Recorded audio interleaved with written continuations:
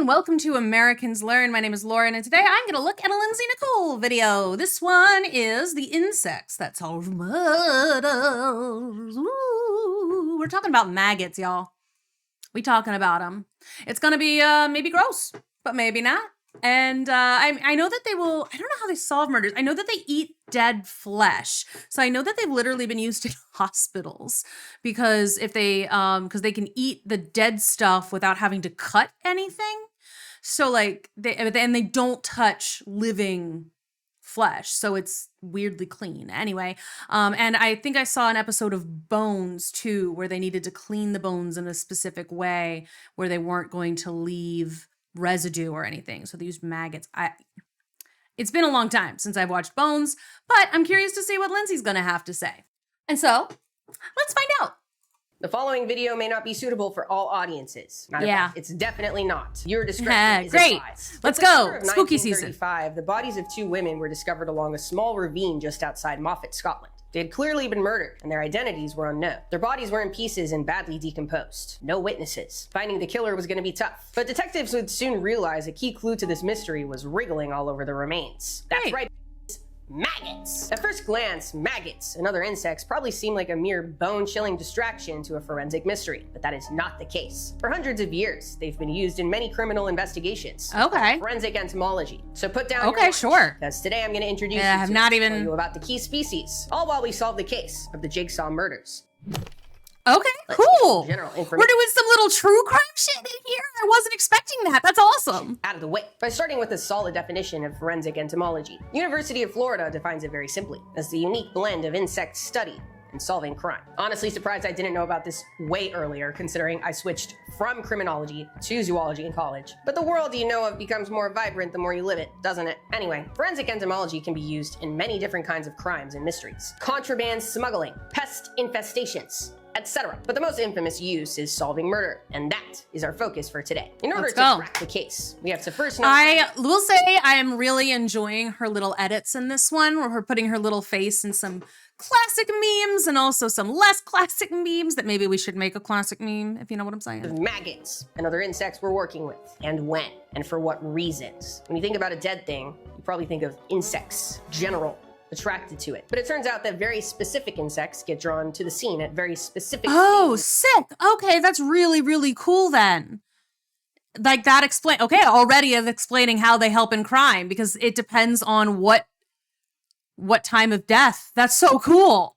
That's so cool. Of decomposition. I realize this is extremely unpleasant to think about. So while we're going through this, it's easier to think about an antelope killed by a cat. Yes, it's very unpleasant.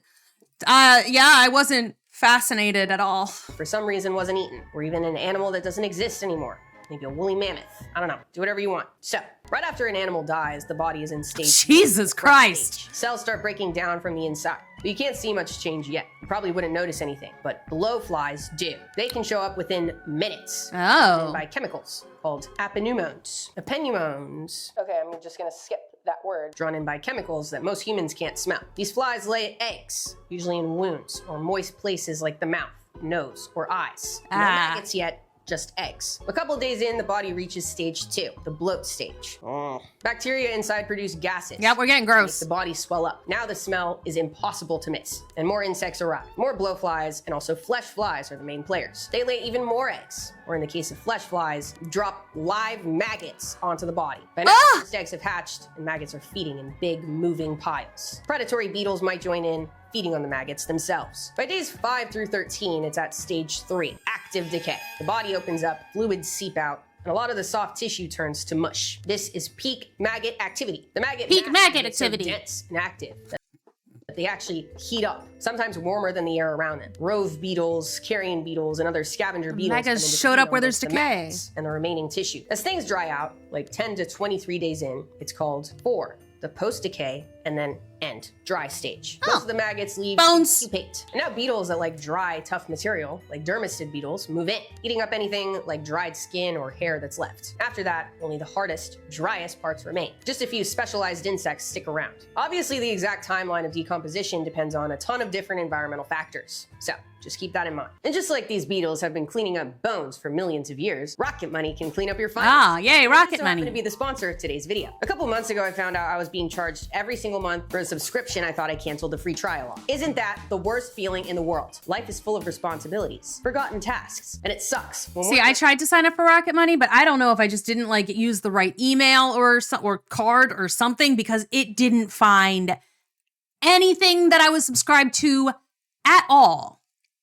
So I don't know. I must have done something wrong with it, but it did not work for me. Forgotten tasks throws your money away. That's why I'm stoked to have Rocket Money. Rocket Money is an all-in-one personal finance app that helps you cancel subscriptions, lower bills, and manage your money all in one place. Once you connect your accounts, Rocket Money automatically finds all your subscriptions in one list. You can cancel the ones you don't want anymore with just— Oh, see, that's the other problem. Maybe that's it. Maybe that's what I did, is like the connecting of the accounts. Because it's like, if I don't remember what I'm subscribed to, then how can I possibly connect the account? Because I don't remember that it exists. It taps. It can even help negotiate some of your bills, so no more awkward phone calls with your internet provider. And the budgeting feature shows exactly where your money's going so you can stay on track. It has genuinely been a game changer for me. I've used Rocket Money for years, but one of those phone updates uninstalled it from my phone. And just like those unwanted subscriptions, I forgot about it. Then Rocket Money reached out to sponsor this video, and I was like, first off, hell yeah. Second off, oh my God, I need to reinstall it right now. And what do you know? I canceled like 5 subscriptions immediately, and they helped me do it. Rocket Money has helped its customers save up to $740 a year when you use all the app's premium features. And it's so nice once again knowing I'm not paying for things I don't need. Take control of your finances today. Click the link in the description or scan the QR code on your screen to get started for free. That's rocketmoney.com/Lindsay Nikole. Now, back to the video. Back We've to the got video. Stage 1, blowflies. Stage 2, blowflies and flesh flies, along with their maggot young. Stage 3. Why did you keep showing that one? That's and gross. Stage 4, dermestid beetles. Let's start with blowflies in family Califoridae. There's about 19 Califoridae. described species and come in a variety of metallic blue. I do like or metallic. black They're colors. pretty. Their Well, the ancestors black ones evolved as aren't. specialized decomposers as early as 105 million years ago, adapting to sniff out chemical signals from decaying animals with insane precision. They can smell a dead animal from up to a mile away. Wow. Considering how small they are and how big a mile is to them. That's crazy. Relatively. That's crazy. And they're found all over the world. Each species has its own shit going on when it comes to temperature preferences, life cycle speed, even the types of carcasses it prefers. So knowing the exact blowfly species is crucial. Knowing the timing of their pretty eggs cool, and though. maggots in different conditions, so forensic entomologists can pin down a timeline of death. All right, next up, stage 2. The flesh flies. In family Sarcophagidae, there's about 2,500 species found all over the world. They're pretty easy to spot. Medium to large gray flies with black stripes down the thorax, their little chest piece, and a checkerboard pattern on their abdomen. Unlike blowflies, flesh interesting. flies usually skip the egg stage entirely. They're Fuck, I can never say this word. Ovoviviparous, which means they deposit live maggots Ovoviviparous. directly onto the carcass. That gives their larvae a head start, letting them feed and compete right away. Fleshfly ancestors have been specializing in finding dead and decaying things, and So even they're- parasitizing other insects Then I learned there are too many flies. Very true. since at least the time of the dinosaurs. Each species has its own preferences. Some go for big carcasses, some for small. Some even target open wounds or lay their young in dead insects. So they're another key timeline tool. Knowing exactly which flesh fly showed up, how old its maggots are, helps tighten up the post-mortem timeline, even when other flies are already at work on the body. Next, stage 3, the predatory beetles, rove beetles and carrion beetles. Rove beetles are pretty heinous looking, not your typical beetle. They've got really short wing covers, Yeah, weird. which is quite unusual in the beetle world. They're in family Staphylinidae, which has 66,000 species. Oh, God.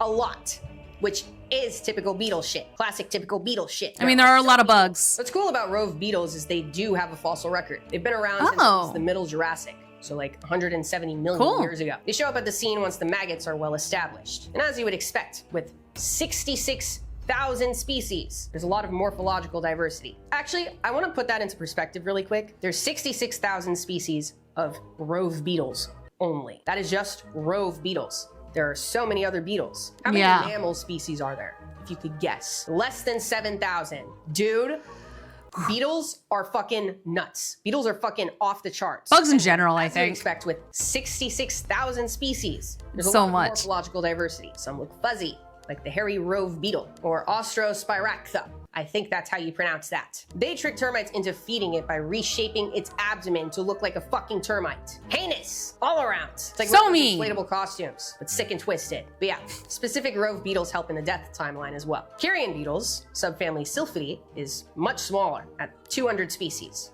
Just 200. But they do look like a classic typical beetle. They also show up when the maggots are in full swing and will feed on both the decomposing flesh and the maggots themselves, sometimes even wiping out entire batches of them. So that's not good sometimes. So then they can change the whole decomposition timeline on accident, which means forensic entomologists have to watch out for them if they're trying to use maggot ages to figure out how long a body's been there. And finally, the dermestid beetles. These are the little skin beetles in the family Dermestidae. They're pretty small, not much to look at, oval, dark brown, and black. Yeah. There's like I liked the speckled species, one. And they're found almost everywhere. They show up late in decomposition during the dry stage, when most of the other insects and maggots have cleared out. Instead of soft, fresh flesh, they want what's left behind: dried skin, tendons, hair, cartilage. Ooh, a fancy llama. Their presence means the body's been there for weeks or months, long past the maggot swarm days. Outside of forensics, dermestid beetles are used to clean up skeletons for museums or taxidermists, which is pretty sick. They also have a fossil record, old as fuck, like late Triassic or early Jurassic, so like 200 million years ago. Whoa! It's really not surprising to find out that forensic entomology has technically been around for a long ass time. The earliest recorded use was in China back in the year 1235. A man was stabbed in the rice fields. Authorities lined up all the local farmers, told them to lay their sickles out in the sun. Only one of those sickles drew a cloud of flies, drawn to the blood invisible to human eyes. Oh! Best on the spot. Boom. Case closed. Another famous example comes from France in the 1700s. The child's skeletonized remains are found in a house. Nobody knows how long those bones have been there. The finger was pointed at the family living there at the time, as one would expect. But an early entomologist came in, looked at the types of insects on the bones, was able to clear the innocent family living there. The bugs proved the child died long before they moved in. Who done it? I actually have no idea. The case might No one knows. But if you want to keep reading about the history of forensic entomology, there is a paper titled A Brief History of Forensic Entomology. Yes, a lovely and easy to remember name by Mark Bennett. Yeah, for once. Spooky read for the spooky season. All right, so let's go back to the case that started all of this, the Jigsaw murders. It's October of 1935, and investigators are facing the first challenge of figuring out who the women were. Dental records aren't much use. The teeth are gone. Eyes, ears, recognizable skin, all intentionally removed. The killer obviously went to great lengths to hide their identities. But scraps of clothing were found with the bodies, and these were matched to the identities of two women who were reported missing: Isabella Ruxton and Mary Jane Rogerson. Isabella Ruxton was the wife of Buck Ruxton, a physician, and Mary Jane Rogerson was their nursemaid or nanny and lived with them in their house in Lancaster, England. Buck, what did you do? Away from where their bodies were found. Buck Ruxton claimed Isabella and Mary Jane had gone to visit Isabella's sister in Edinburgh on September 15th. No. Edinburgh. Typing. I already told her it's pronounced Edinburgh. Okay. Good. She can say all of these fancy schmancy like bug names and genuses and stuff, and Edinburgh. And hadn't heard from them since. Were they attacked somewhere along the way? Dr. Ruxton also claimed he sent mail to her sisters, but it was returned unopened. I don't trust him. His sister hiding something. I don't trust the doctor. They were all chopped up. And like the things that could be used to, I mean, maybe, okay, is either the doctor, because that's the obvious answer, or some kind of true like criminal who knows how to cover their tracks, I guess. But here's what's strange and suspicious. Buck Ruxton's story kept shifting. He told some people they went to see Isabella's sister, tells another they ran off after an argument a few days after September 15th, and he told others that she abandoned him and left him with their 3 children. He also told his housekeepers not to come that weekend, so he's looking real bad. The police need solid evidence. So the next question they look at: when did these women die? This is where the maggots come in. Their bodies were shipped in pieces to Edinburgh, where scientists painstakingly reconstructed not just the flesh, but the scene. Embedded in all of that was the silent set of witnesses, the bluebottle blowfly maggots. With the body so badly decomposed, these maggots were the best clue. The entomologist at the time, Alexander Mearns, raised the larvae in a lab, checking their age and development. By plugging local temperature records from Scotland into blowfly growth charts, he was able to calculate backwards, down to when the eggs must have been laid. The result: the women had died and been dumped between September 15th and 17th. Looking real bad. That's so close. It's crazy that you can just use a couple of bugs and what the temperature was doing and figure out within a few days when somebody died. For you, Buck. So, police tracked Buck's movements. He claimed to have never been near Scotland, but yep, That's right, bitch. That was a goddamn lie. On September 17th, Shocking. his car had its license plate noted after he hit a cyclist halfway between Lancaster. Okay, dude, if you're gonna commit some terrible, terrible, heinous, murderous crimes, you can't commit other smaller crimes. You can't just like hit a bike and then like my guy.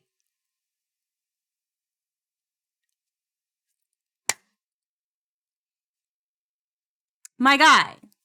And the site where the bodies were dumped. On September 17th, every step in the investigation, Buck tried to divert suspicion. New stories, more lies, sympathy and tears, begging police to search his house to squash rumors. But the forensic scientists kept working, piece by piece. How do you prove identity with bodies this destroyed? The answer was actually another forensics first. Skull x-rays were compared, superimposed by hand, over photos of Isabella showing distinctive matches. Shoes. She did have very like distinctive, like I feel like her jaw and teeth were pretty distinct. So even if her teeth were gone, like I feel like that the skull imprint could still be useful for that. Cast in gelatin, matched to the known size and shape of Mary Jane's shoes. Even the blood in the drains and stains in the carpet weren't totally scrubbed out. Microscopic human fat and tissue lined the pipes. The evidence was all over the place. And now, with all of that stacking up, the maggots setting the exact window of death, the house infested with evidence, clothes matching back to Isabella and Mary Jane, getting stopped on the way to Scotland.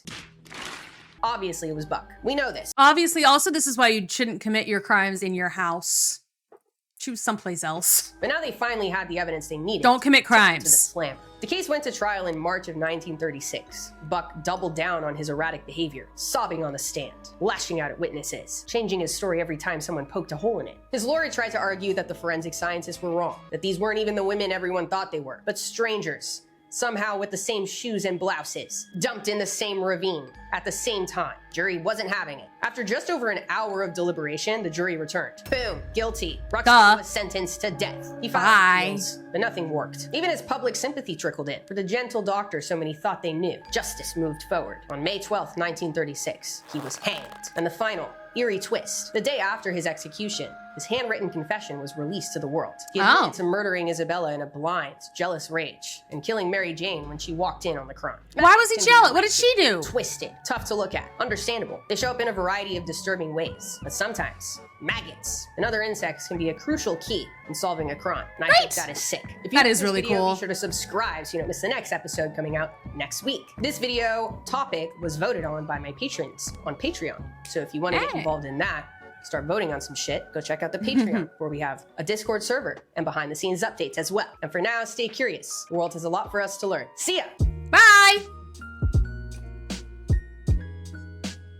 Sometimes there's a little thing at the end, but it doesn't look like there is this time. All right. I mean, part of that was really gross, but again, most of it I just found really, really interesting. I kind of want to look up the Jigsaw murders a little bit. I mean, she did a very good job of condensing it for us, so I appreciate that. Anyway, I really like stuff like this. You know, I'm not a massive true crime person, but I do like the occasional true crime. Jess and I talk sometimes on the other channel, but both of us watch a lot of Simon Whistler's stuff. We're both a fan of the Casual Criminalist podcast and YouTube channel. Like, I like stuff like that on occasion. I think it can be very interesting. I can't listen to too much of it at once, because that shit gets in my head. Like, I know that some people are like, I don't want to watch too much like horror movies or like things with zombies or demons or stuff because it gets in my head. I'm like, that stuff doesn't ever bother me. Mostly because I just don't believe it. Sometimes you can get a horror movie like that will get in my head. It's a little scary because of the suspense. They did a really good job of like making things tense, and that'll work. But like in general, the monsters themselves don't scare me that much. But true crime, it can really, I binged like 3 seasons of Criminal Minds a couple years ago, and I've not watched another episode of Criminal Minds since then, because like I had like a solid week of nightmares at one point. I was like, I can't do this anymore. But anyway, thanks so much for watching this video. I hope you all enjoyed. Happy Halloween.